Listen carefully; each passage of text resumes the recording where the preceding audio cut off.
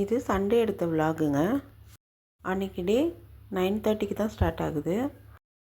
வீட்டில் எல்லாருக்குமே throat pain, அதனால் ஃபஸ்ட்டு சுக்கு தண்ணி தான் போட போகிறேன். பாத்திரத்தில் கொஞ்சமாக தண்ணி ஊற்றிக்கோங்க. அது நல்லா கொதிச்சதுக்கப்புறம் சுக்குப்பொடி சேர்த்துக்கோங்க. சுக்குப்பொடி ரெசிபி ஆல்ரெடி நம்ம சேனலில் போட்டிருக்கேன், செக் பண்ணி பார்த்துக்கோங்க. இந்த மாதிரி நல்லா கொதிச்சதுக்கப்புறம் நாட்டு சர்க்கரை சேர்த்துக்கோங்க. நாட்டு சர்க்கரை சேர்த்துட்டு கொஞ்சமாக கொதிச்சதுக்கப்புறம் ஃபில்ட்ரு பண்ணி எடுத்துக்கோங்க. இந்த சுக்கு தண்ணியை பால்லையும் கலந்து குடிக்கலாம். இந்த மாதிரி ப்ளெயினாகவும் குடிக்கலாம். த்ரோட் பெயின்லாம் உடனே சரியாகும். அதனால தான் இந்த சுக்கு தண்ணி காலையிலே எடுத்துக்கிட்டோம்.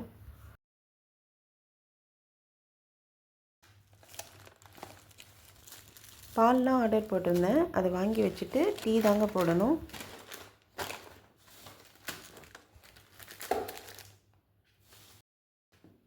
பிரேக்ஃபாஸ்ட் வேணும்னு சொல்லிட்டாங்க, அதனால் இஞ்சி டீயும் ரஸ்க்கும் தான் சாப்பிட்டோம் மார்னிங்க்கு. சிக்கன் வாங்கிட்டு வந்திருந்தாங்க, அதை வாஷ் பண்ணி எடுத்துகிட்டு நெக்ஸ்ட்டு லன்ச் குக் பண்ணணும்.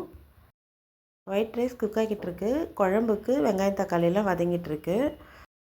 இன்றைக்கி பெப்பர் சிக்கன் தான் செய்யலான்னு நினச்சேன். தம்பி சிக்கன் குழம்பு கேட்டான். அதனால் இன்றைக்கி சிக்கன் குழம்பும், சிக்கனில் ஈரல் நிறையா இருந்ததா, கூடவே கொஞ்சமாக சிக்கனும் சேர்த்து ஆனியன் சிக்கன் கிரேவி தான் செய்ய போகிறேன். இந்த ஆனியன் சிக்கன் கிரேவி ரொம்ப டேஸ்ட்டாக இருக்கும்.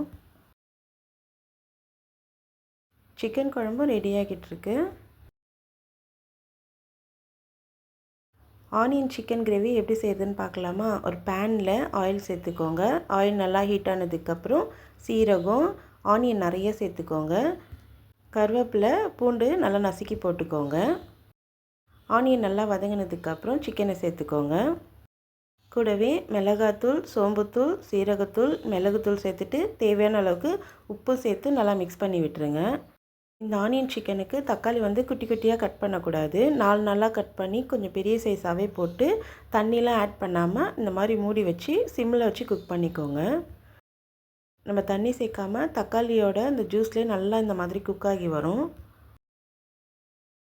அப்பப்போ மிக்ஸ் பண்ணி மட்டும் விடுங்க. மூடி போட்டே குக் பண்ணிக்கோங்க. சிக்கன் குழம்பு ரெடி ஆகிடுச்சு.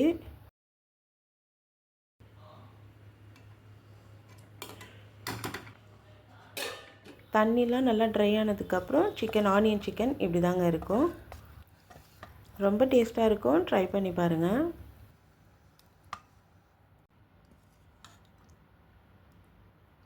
இன்றைக்கி என்ன லஞ்சுன்னு பார்க்கலாமா?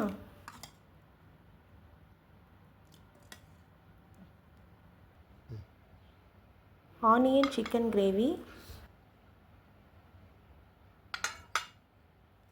சிக்கன் குழம்பு, ஒயிட் ரைஸ், அவ்வளோதான். Lunch ready.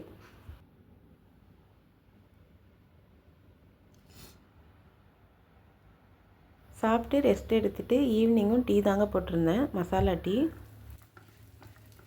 Rose milk kesari தம்பி கேட்டிருந்தான், அதனால தான் ரோஸ் மில்க் கேசரி செஞ்சிட்ருக்கேன். பேனில் கீ சேர்த்துட்டு முந்திரி நல்லா வறுத்து தனியாக எடுத்து வச்சுருங்க. அதே பேனில் 1 கப் ரவை சேர்த்துக்கோங்க. ரவையை நல்லா வறுத்துட்டு 1 கப் ரவைக்கு 3 கப் தண்ணி சேர்த்து நல்லா மிக்ஸ் பண்ணி விட்டுருங்க. அது நல்லா கெட்டியானதுக்கப்புறம் 1 கப் சுகர் சேர்த்து அதையுமே நல்லா மிக்ஸ் பண்ணி விட்டுருங்க.